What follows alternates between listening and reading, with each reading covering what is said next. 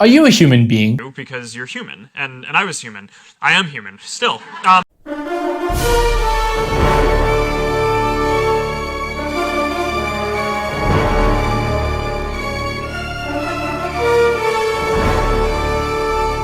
If so, you likely struggle with bad habits. Are you accusing me of something? Fuck you! I don't know what the hell that was. This is probably the weirdest intro I've ever recorded. All right, let me try to ask you a little bit of a better question than flippin', are you human? What the hell was that? Here's a better question to ask, right? Do you find yourself giving into temptation even before you've realized that you've given into temptation? Oh, does that make sense? Like, bro, do you give into temptation even before you've realized that you've given into temptation?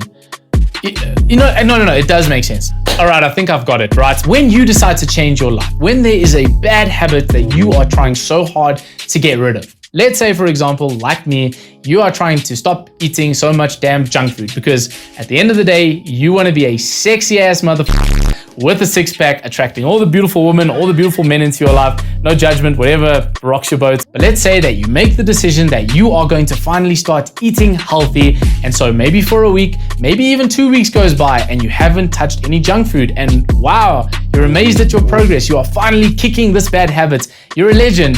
And then all of a sudden on some random Wednesday afternoon, you've just suddenly found yourself woken up in a McDonald's and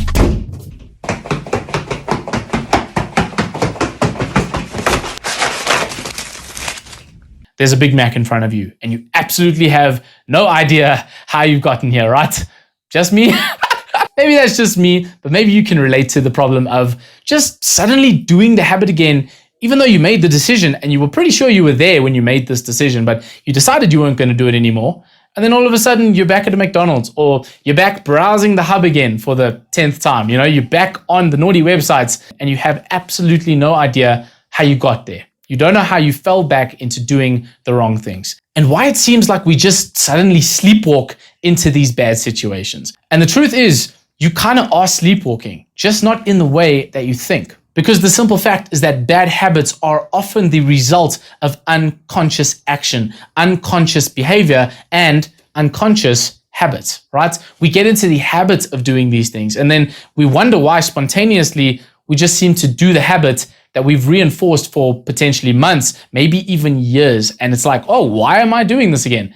My bro, you've developed a habit, and a bad habit at that, that's going to be kind of difficult to break. We simply act without thinking, and that is exactly why bad habits are so damn hard to break. So the question is, how do we fight unconscious behavior?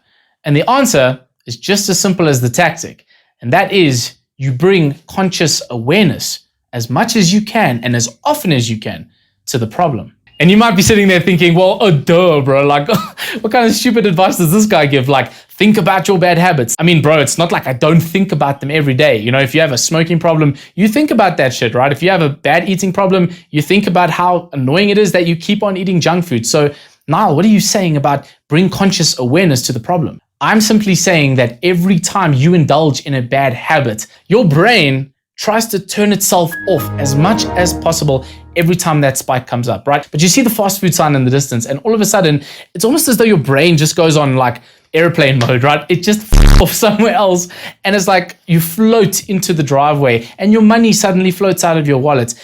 Tell them to bring me my money. And this is happening because your brain knows that it wants the McDonald's. And so what happens is it shuts down momentarily so that you can take the action that'll provide you with the greatest joy, right? And you've probably experienced this. Maybe listening to me explain this, maybe you can relate to this happening so often. It's like this problem is very subconscious, but you find a way to almost just distract yourself, or that's a good word actually. You find a way to almost convince yourself that, oh yeah, no, it's fine if I get McDonald's right now, or oh, it's fine if I play video games for an hour. I've been stressed out today. This is fine.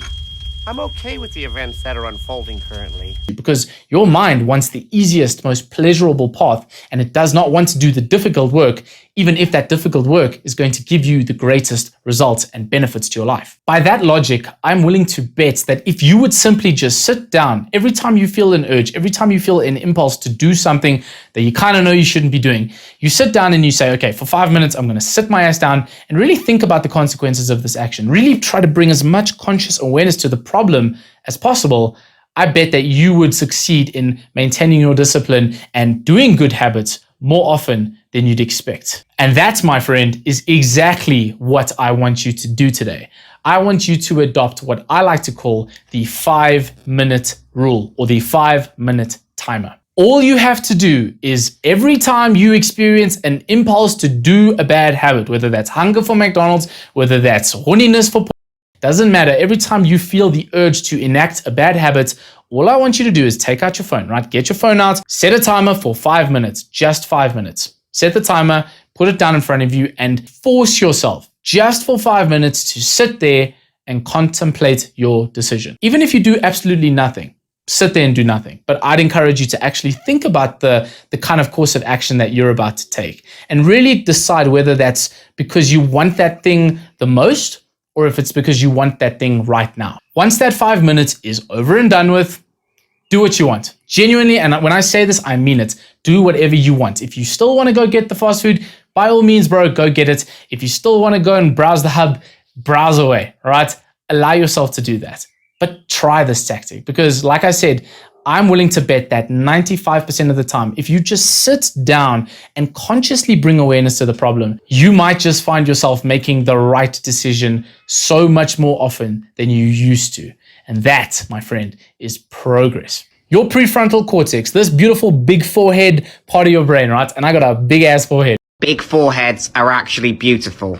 So you go, girl, you rock that big forehead. But this part of the brain is responsible for logic and making reason of things, right? This is where you make logical and hopefully rational decisions. Whereas somewhere in the middle or the back of your brain, I'm not sure, but I think it's called the amygdala, right? It's the emotional part of the brain. And essentially, when this big boy goes offline, he fucks off and he decides to take a nap, the amygdala or the emotional part of the brain takes over and you end up, you guessed it, doing the bad habits that you shouldn't be doing because your emotions are running the show. That's why whenever you're tired or you're stressed out or anything is taking up space in this prefrontal cortex, there's some software running that's kind of taking up the hard drive. Ladies and gentlemen, I think my brain just committed suicide. And so what happens in your brain? The amygdala is like, no worries, boss, I'll take care of it.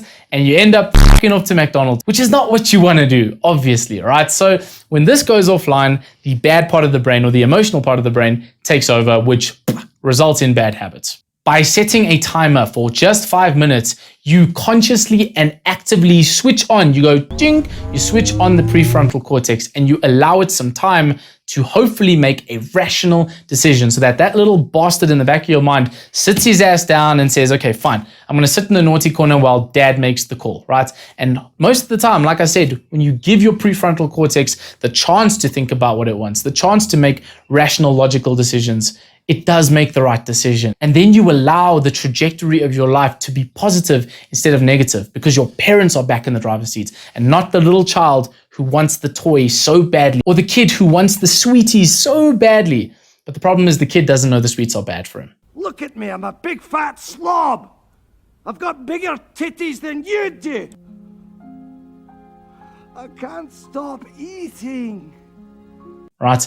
It's the parent's job to make the right call. And it's your responsibility to allow your parents to speak for you as much as humanly possible. On top of this technique, I'd actually like to suggest a supercharging power or an additional strategy that, like I said, might just supercharge this process that much more. And that is by incorporating a process that I love to talk about on this channel. And it's a process that'll change your life. And you may have heard of it here and there, it's not that big. It's kind of coming up, in the ranks, but it's the process of meditation. Meditation is pretty much doing the same thing as the 5-minute timer. It is allowing your consciousness and your prefrontal cortex to take charge. But I would honestly argue that meditation is a practice that supercharges the process. It really gives you that incredible boost. And by long-term practice of meditation, you'll find yourself making so much better decisions simply because you are becoming mindful of the choices you're making. So, in summary, Bad habits are largely a consequence of unconscious action. They are a consequence of you not adequately thinking or using your rational mind to make decisions, because you might be using your emotional center far more often than you probably should be. By setting a simple 5-minute timer and either sitting and staring at your wall, contemplating your decision, or even with meditation, you will find yourself making the right call and the right decision so much more often, which will have a positive impact on your life and allow you to become the kind of person who achieves his goals and makes his life a truly incredible and positive experience. If you want yours truly to teach you how to meditate like a Buddhist monk, like an absolute pro, watch this video next. It's a quick guide on the absolute best way to learn meditation, and it will change your life. See you in the next one.